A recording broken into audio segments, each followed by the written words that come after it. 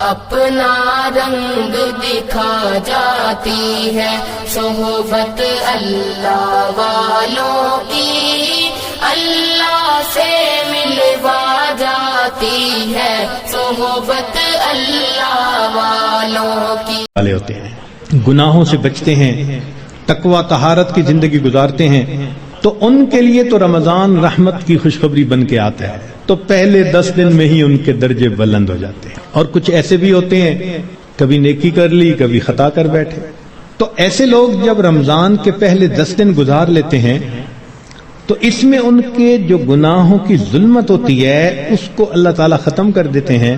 چنانچہ اوسطہ مغفرۃ، ان کے لیے درمیانی 10 دن مغفرت کا پیغام بن جاتے ہیں۔ اور کچھ بہت زیادہ غفلت میں رہنے والے، اگر 10 دن سے ان کا کام نہیں بنا تو 20 دن سے ان کا کام بن جاتا ہے۔ چنانچہ جب 20 دن کی برکتیں ان کے دل کو دھو دیتی ہیں تو آخرہ اتق من النار، آخری عشرہ ان کے لیے بھی آگ سے آزادی کا عشرہ بن جاتا ہے۔ معلوم ہوا کہ اس مہینے میں تھوڑا غافل ہو یا زیادہ غافل، ہر بندے کی مغفرت کا اللہ تعالیٰ انتظام فرماتے ہیں۔ ہاں، بندے کو خود کوشش کرنی چاہیے۔ اگر کوئی آدمی خود ہی بے توجہ بن کر زندگی گزارے اور رمضان کا احترام ہی نہ کرے تو وہ تو پھر اپنا قصور ہے نا، ورنہ یہ اس کو احساس ہو گیا کہ مجھے رمضان مبارک کے اس مہینے میں اللہ کا قرب حاصل کرنا ہے، اس مہینے کی برکتیں اتنی ہیں کہ ایک لمحے کی برکت انسان کو ولی بنانے کے لیے کافی ہے۔ امام ربانی مجدد ثانی رحمۃ اللہ فرماتے ہیں مکتوبات میں کہ اے کاش پورے سال کی برکتوں کو رمضان المبارک کی برکتوں کے ساتھ وہ نسبت ہوتی جو ایک دریا کو سمندر کے ساتھ ہوتی ہے، مگر وہ بھی نہیں ہے۔ اس مہینے کی برکتیں اتنی زیادہ ہیں، اللہ اکبر کبیرہ۔ چنانچہ نبی علیہ السلام نے ارشاد فرمایا کہ وَاسْتَكْثِرُوا فِيهِ مِنْ 4 خصال، 4 اعمال اس مہینے میں زیادہ کرو۔ خصلتین تردون بہما ربکم وخصلتین لا غناء بکم عنہما، 2 عمل تو ایسے ہیں کہ جن سے تم اپنے رب کو راضی کرو، اور 2 عمل ایسے ہیں کہ تمہیں اس کے سوا چارہ ہی نہیں، مجبوری ہے تمہاری۔ اللتان تردون بہما ربکم، وہ 2 باتیں کہ جس ذریعے تم اپنے رب کو راضی کرو، فشہادت اللہ الہ الا اللہ وتستغفرونہ، یعنی کلمے کا ورد زیادہ کرنا، تحلیل زیادہ پڑھنا اور استغفار زیادہ پڑھنا۔ یہ 2 عمل اس مہینے میں خاص طور پر زیادہ کرنے کی ضرورت ہے، کیونکہ اللہ کے پیارے حبیب صلی اللہ علیہ وسلم نے ارشاد فرمایا، لہذا اس بات کی اہمیت دل میں اچھی طرح بٹھانی چاہیے۔ تو لا الہ الا اللہ کی بھی کثرت کریں، کم از کم چند 100 مرتبہ دن میں پڑھ لیا کریں، اور ہمت والے تو 1000 دفعہ 2000۔ ایسے لوگ ہیں ہر دن میں رمضان کے 10,000 مرتبہ تحلیل پڑھتے ہیں۔ اس وقت ایسے لوگ ہیں رمضان المبارک کے ہر دن میں ایک قرآن مجید کی تلاوت مکمل کرتے ہیں۔ نوجوان ہیں، کما رہے ہیں، وقت تو ایک جیسا ہے ہمارا بھی اور ان کا بھی، لیکن انہوں نے یہ محسوس کر لیا کہ اس وقت میں ہم نے اللہ کو راضی کر کے ہٹنا ہے، ان کے لیے یہ سارے کام آسان۔ تو ہم چلو چند 100 دفعہ یا 1000 دفعہ ہی لا الہ الا اللہ کا ورد کر لیا کریں، اور اگر چلتے پھرتے عادت ڈال لیں تو سبحان اللہ کئی 1000 مرتبہ کرنا بھی آسان۔ اور ہمارے اکابر سبحان اللہ، وہاں سینکڑوں اور ہزاروں کی بات نہیں ہوتی تھی، اور لاکھوں کی بھی بات نہیں ہوتی تھی، کروڑوں کی بھی بات نہیں ہوتی تھی، کروڑوں مرتبہ سے زیادہ دل کے اوپر لا الہ الا اللہ کی ضرب لگتی تھی، کروڑوں مرتبہ سے زیادہ۔ دل کے اوپر کتنا نور ہوتا ہوگا. اللہ اکبر کبیرہ. اور استغفار کی کثرت کریں. اور دو چیزیں جس کی ہمیں ضرورت ہے، ایک اللہ رب العزت سے جنت مانگیں اور جہنم سے اللہ تعالی سے پناہ مانگیں. تو اس مہینے میں یہ دعا مانگنی چاہیے، اللہم انی اسألک الجنہ واعوذ بک من النار. اے اللہ میں جنت کا سوال کرتا ہوں اور جہنم سے اے اللہ میں پناہ مانگتا ہوں. چنانچہ رمضان مبارک کا اکرام کیسے کیا جائے اس کو بھی تھوڑا تفصیل سے بتا دیں. جو احترام کرنے والے ہیں وہ تو رمضان سے 2 مہینے پہلے سے ہی دعائیں مانگنی شروع کر دیتے ہیں.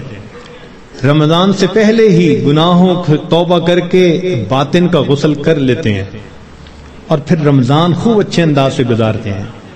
لیکن اب آخری عشرہ رہ گیا. اس آخری عشرے میں ہم گناہوں سے اس طرح بچیں جیسے احرام کی حالت میں حاجی محرم گناہوں سے بچا کرتا ہے. جو لوگ حج پر گئے ہیں نا، عمرہ پر، ان کو اچھی طرح اندازہ ہے کہ جب احرام باندھ لیتا ہے تو بالکل کیفیت ہی اور ہو جاتی ہے.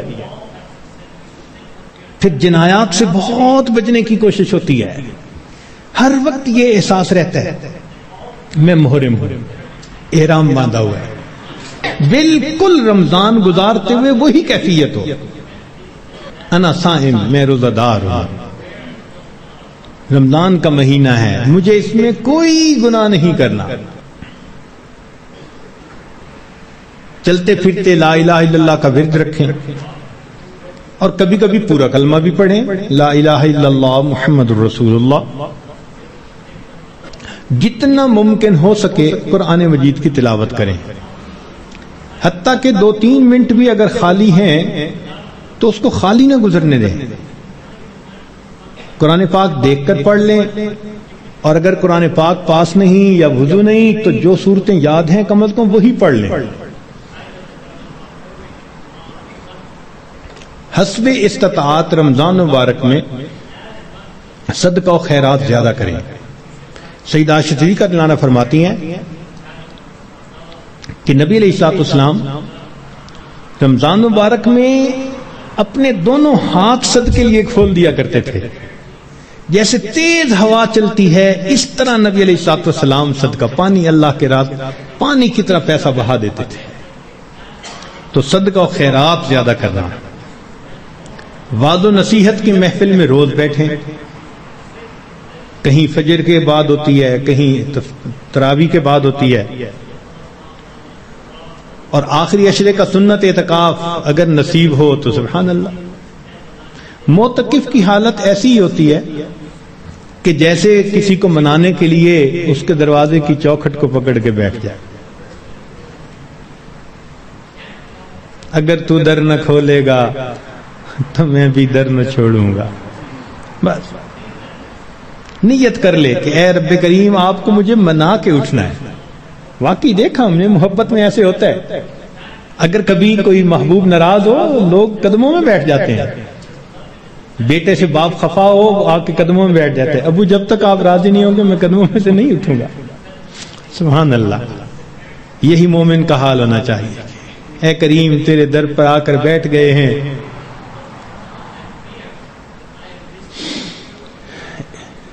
اجازت ہو تو آ کر میں بھی شامل ان میں ہو جاؤں.